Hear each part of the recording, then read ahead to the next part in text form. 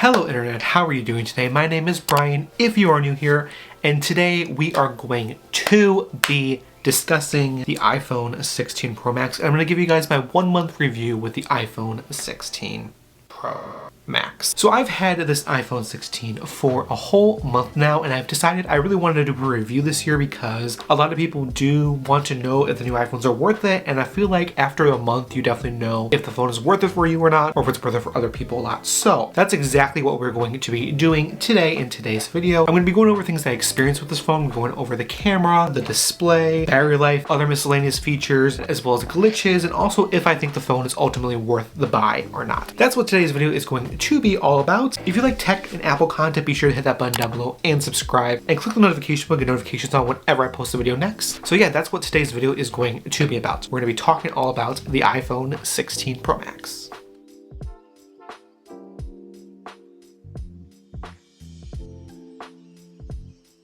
So here it is. Here is my iPhone 16. I have, of course, this case-to-buy case on it. Here's how it looks right now. It's a little bit dusty. It's pretty much straight raw from how I use it. I got the black phone this year, and I think we should probably just start off with the design of the phone because So I decided to choose the black iPhone this year, like I said in my unboxing, because I really do appreciate black Apple products. I think they look gorgeous. And this phone is no different. This is probably definitely one of my favorite iPhone colors, especially in this black color. It is absolutely stunning and gorgeous. And yes, it does look like the iPhone 15, and it does look like the iPhone 14, and the 13, and the 12, and the 11. But we're going to get into that later because I feel like people really harp on the design of the iPhone so much when I think this is literally just how an iPhone looks now. If you guys remember back in the day, the iPhone used to look iconic because you saw from the front it had big forehead, had the big chin, and had the Touch ID button. This is just kind of how the iPhone looks now. This is kind of just the new way iPhones look. But design wise, it is pretty, it's gorgeous. I do like the titanium this year. I believe the titanium is a lot better this year than last year. They said on the website it's got a new micro blasted titanium finish, and I feel like personally it looks a lot better. I don't know if I can really get a really up close shot of this now without the autofocus going absolutely insane. It looks less kind of like scratched, if you understand. I remember last year when I talked about the iPhone 15, I thought that the iPhone 15 looked scratched in promotional images. So it's not brushed anymore, which I feel like personally looks a lot better. I think the colors look a lot better since it's not brushed. That's pretty much the only really design difference they had this year again, besides of course the camera control that is right here, but we're going to talk about that camera control later. Durability wise, I've only had this phone for a month, but I haven't really dropped it outside of the case, so I don't really have anything to say about the design. I did hear this phone is a little bit fragile, but not as fragile as previous years in the past. I do want to say that the titanium does feel softer and it feels better, I would say. I remember last year the titanium felt a little bit sharp around the corner and around the sides of the phone, especially when you're not using a case. Without a case or a screen protector, it does feel a lot softer. It doesn't feel as jagged in your hands. Also, I do have to mention that I did get one of the first iPhone 15s last year, so it could have been a manufacturing defect on my phone. I'm not too sure, but this one does feel a lot more softer and rounder around the edges. They did round out the corners last year. I feel like they kind of refined them a little bit better this year. Again, it looks like an iPhone. What do you expect? It's an iPhone. That's what it is. So now that we talked about the design of the phone, let's get into one of the hallmark features, which is the camera.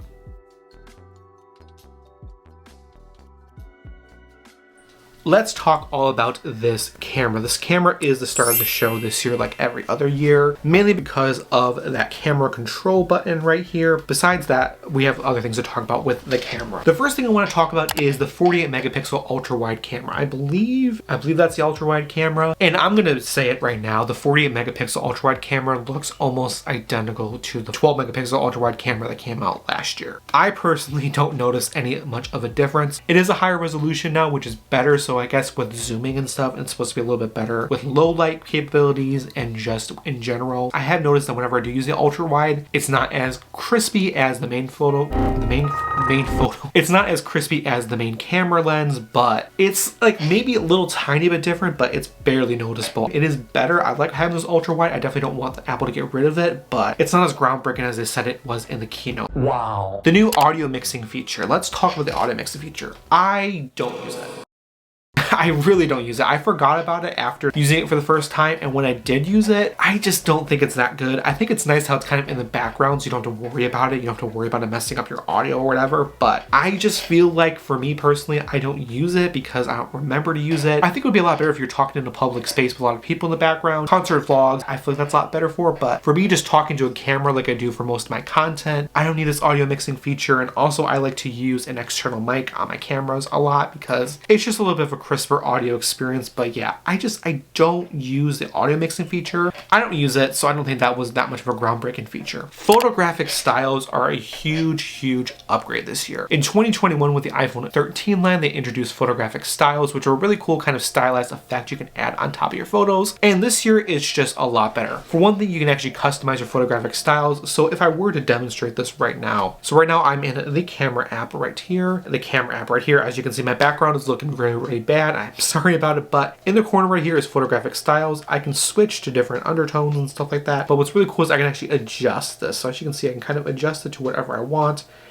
I can make it warmer or cooler or whatever, but I can really just adjust this. So if I wanted this to kind of be down here, but a little bit brighter, I can do that. And I can take a picture and do that. But what's also cool is if I go right into my picture and I hit the edit icon, I can actually edit this photographic styles afterwards, and I can change it to rose gold, gold, whatever I want. I think photographic styles are just extremely cool. I am so glad that they updated it this year. Is it a reason to go out and upgrade your phone? I wouldn't say so. If you do take a lot of pictures with your iPhone and have been frustrated in the past with how processing worked on the iPhone, I would definitely say that the photographic styles are an improvement and it helps with the photography experience on the iPhone. It's just really cool to be able to change all that stuff. And also the fact that you can actually adjust tone now on the iPhone camera manually is also very good. I feel like it also helps a lot with kind of the over processing that would happen in iPhone pictures in the past. So I definitely would say that having the tone now is definitely a lot better. Again, with the photographic styles and with the tone, you really have to remember to use these features. I'm just gonna say this right now. Camera control is extremely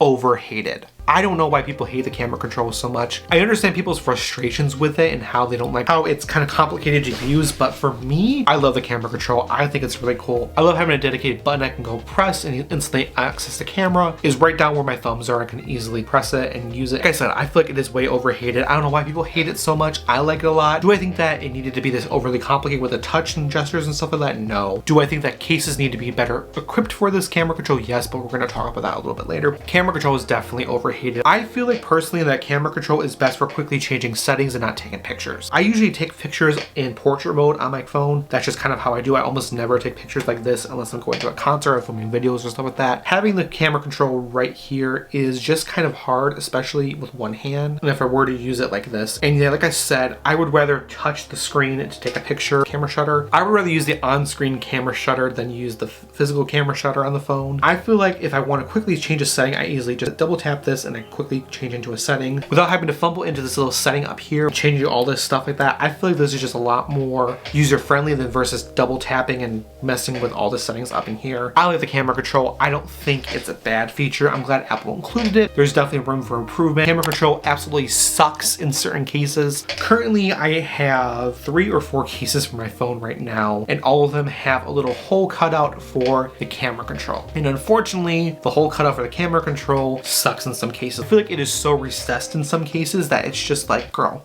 I can't use this camera control. They need to fix this. So yeah, that's kind of how I feel about camera control. So let's talk about the video quality on the back camera. Absolutely incredible. I absolutely love the back camera video quality of this phone. I feel like it is a lot better, especially with the bokeh and stuff like that. If you've seen a lot of my recent shorts, I have filmed it with my back camera on my iPhone, and I just feel like it is just literally worlds better than the 15. Is it enough to justify upgrading the phone? I would personally say no. But if you are a content creator and you like having really crispy video quality, definitely is a pretty good improvement. And it definitely is going to be an even bigger improvement when you have an older iPhone and upgrade to this phone. So 4K 120 frames per second is very, very fun. Is this something I use every day in my personal life? No. Is it cool that I was able to take videos in 4K 120? Yes. Is it going to be useful for some people? Yes. But for me personally, it's not that usable, but it's cool that a camera can actually do that on an iPhone. That pretty much is everything I have to say about the camera. Overall, the camera on this phone is absolutely fantastic and I'm very happy with it. However, certain things like cases with the camera control suck, but it still is a very, very fantastic camera on a phone.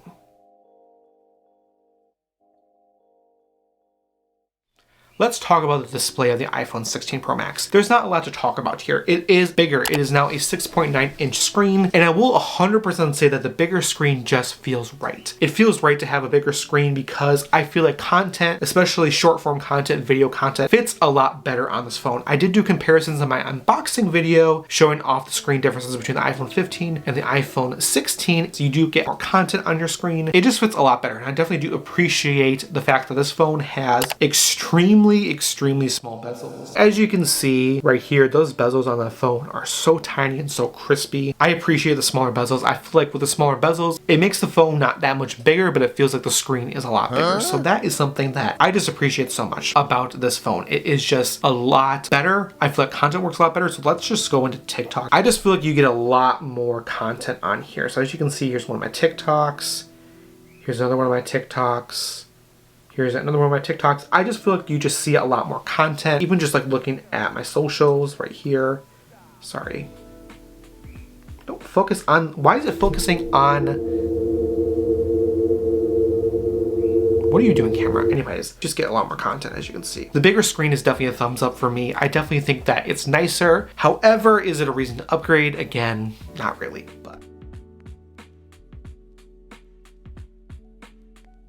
Now let's get into the battery life on the iPhone 16 Pro Max. Absolutely fantastically incredible. This phone will last me all day, literally no issues. I use my phone heavily. It lasts all day. I only have to charge this maybe once a day, maybe once every other day, depending on how much I'm using my phone. With my iPhone 15, I feel like the battery just wasn't as good as the 14 was. The only time I noticed my battery drain a little bit quicker is whenever I would record with the back camera and use my portable monitor. For all of my short form content, whenever I'm using my back camera, I actually use this little portable monitor for my phone, and I literally clip it to the back of my phone, and that is how I use my back camera. It mirrors my screen and I see my back camera. So this is pretty cool. It's actually linked to my Amazon storefront if you want to purchase this. And that's the only time I notice my battery draining really quickly, because whenever you do record lots of videos on your phone, your battery does drain a little bit quicker. And then with this and using this over Wi-Fi and Bluetooth or whatever, it drains my battery a little bit faster. But I say I would consistently get between 6.5 hours to 7 hours of screen on time on this phone. I got actually 10 hours and 45 minutes of screen on time the other day, which is literally crazy. Like, how the hell did I get that much hours of screen on time? But over the past 10 days, I got about 6 hours and 40 minutes of screen on time. The battery on this phone is absolutely insane. I would say that's definitely one of the reasons to upgrade to this phone if you have either a smaller phone or coming from like an iPhone 14 or later. The battery on this phone eats. It is so much better than the 15.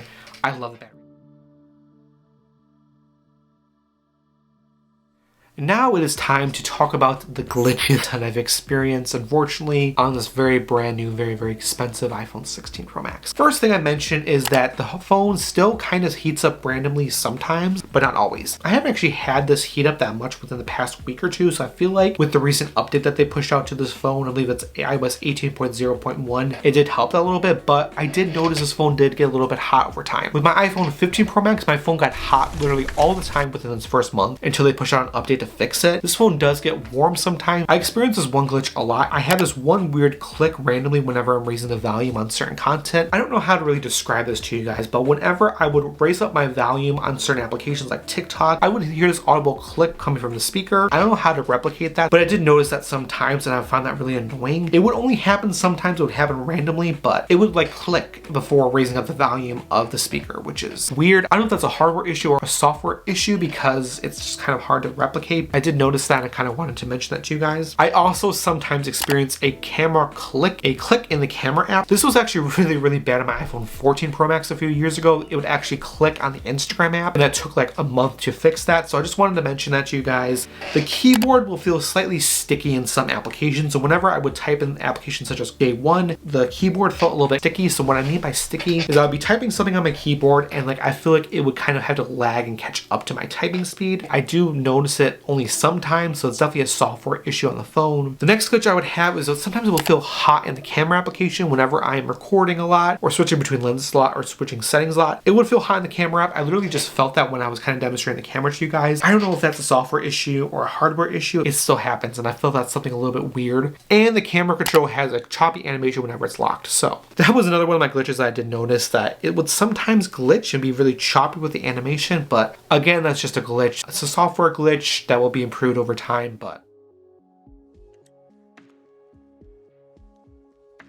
Now it is time to answer the question that is on everyone's mind. Everyone wants to know if the iPhone 16 Pro Max is worth it or not, and I'm going to give you that answer. And for me, personally, yes, it is worth it. I am very happy with this phone. However, let's get into it and talk about it a little bit further because there's more nuance to this than just that. I am always someone to say if you can wait until next year, you should wait until next year. I've said that about the iPhone 15. I said that about the iPhone 14. I even said it about the iPhone 13, I believe. If you can wait another year to something that's a little bit better, I would definitely recommend doing that. This phone is not majorly groundbreakingly different than the iPhone 15. It's definitely good for someone who's waiting for 2 or 3 years to upgrade their phone. This phone is fantastic and I would definitely recommend that for everyone. But I would just wait till next year because I'm hearing rumors that aren't 100% true, so don't trust me 100%. I'm hearing rumors that the iPhone 17 is supposed to be a pretty good major redesign for the iPhone, and if you have an iPhone 15 that works perfectly fine, definitely wait till next year. If you have an iPhone 14 that works perfectly fine and you can wait until next year, I would say that's probably a good bet. If you have an iPhone 15 or iPhone 15 Pro, you definitely do not need this phone. Did I need this phone? Absolutely not. Did I want this phone? Absolutely yes. Did I need this phone for storage wise? Yes, that's why I got it. But if you have an iPhone 15, you don't need this phone. If you have an iPhone 15 Pro,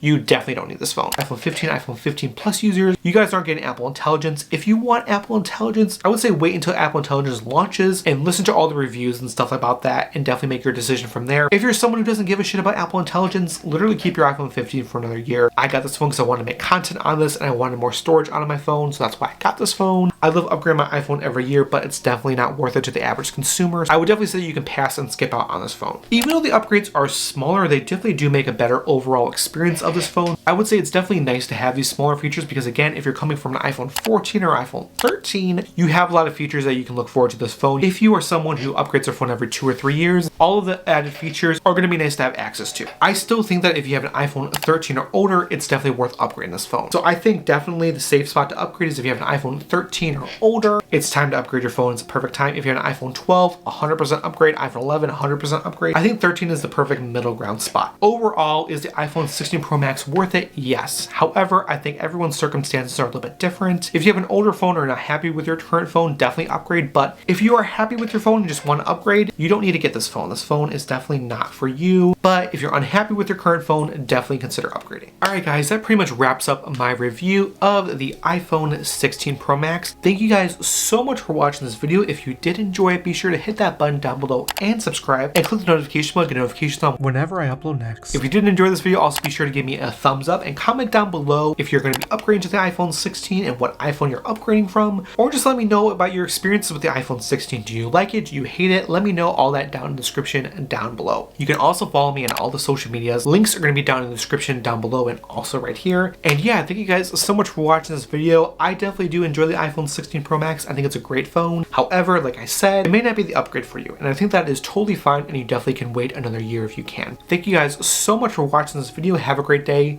Bye.